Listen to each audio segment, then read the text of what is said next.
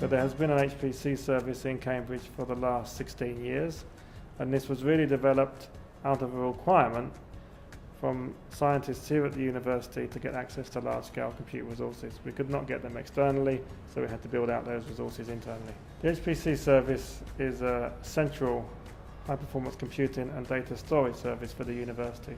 So we provide large-scale compute and large-scale data analysis resources to the whole of the university. So the HPCS supports a broad range of scientists, engineers and medics across the whole university. For example, we have a lot of projects in astronomy with researchers looking at the early universe. We work with many people in engineering, people looking at combustion, so they model the flow of fuel through engines and how that fuel burns in the engine to try to get a more efficient engine. We work at many people in Addenbrooke's in the hospital who are involved in gene sequence alignments, and they produce a lot of data. So the Cambridge High Performance Computing Service has a rather unique business model. We do not run as a traditional top-sliced, subsidised funding model. We operate as a pay-per-use, self-sustaining funding model.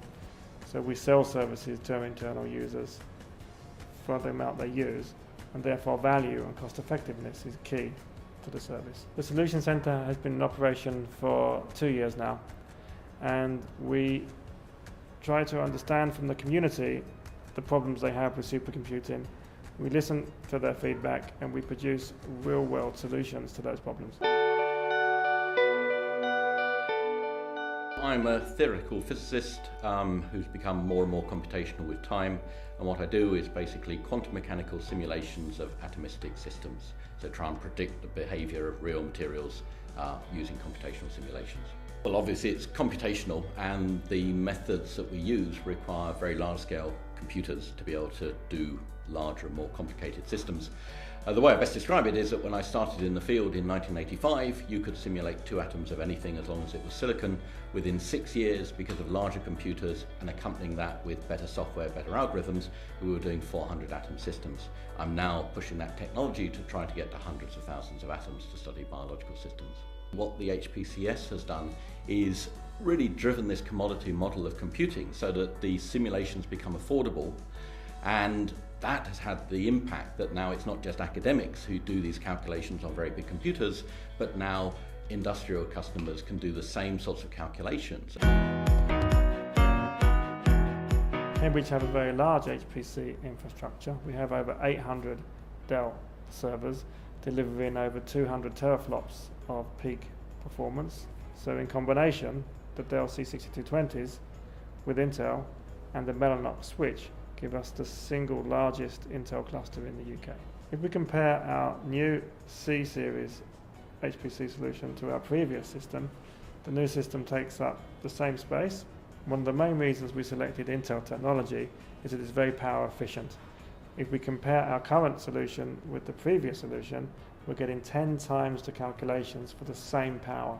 So in effect, it's 10 times more power efficient. The HPCS is an enabling technology, and it's about balancing system requirements and algorithms and this constant innovation. And I think the thing that's particularly exciting, and I think the thing that the HPCS in Cambridge is embracing, is this idea of bringing computing and data together. Recently, we've been engaged with Framestore, that are a Dell customer, and we try to give Framestore a broader view of HPC technologies that are used in the broader community, and try to make a match between emerging technologies and Framestore's requirements. Another example of a Dell customer that we've worked with extensively is Caterham Formula One. We've helped Caterham with the design and implementation of their HPC system. Caterham also used our HPC resources as an external cloud while Dell were delivering a solution to them. Methodology is just based on atoms, and our only restriction is the number of atoms we can put in a computer. If it's only a few, then you can just study a perfect bulk crystal. If you have a few more, you can begin to study surfaces. If you have more, you can begin to study chemical reactions in the bulk or on surfaces.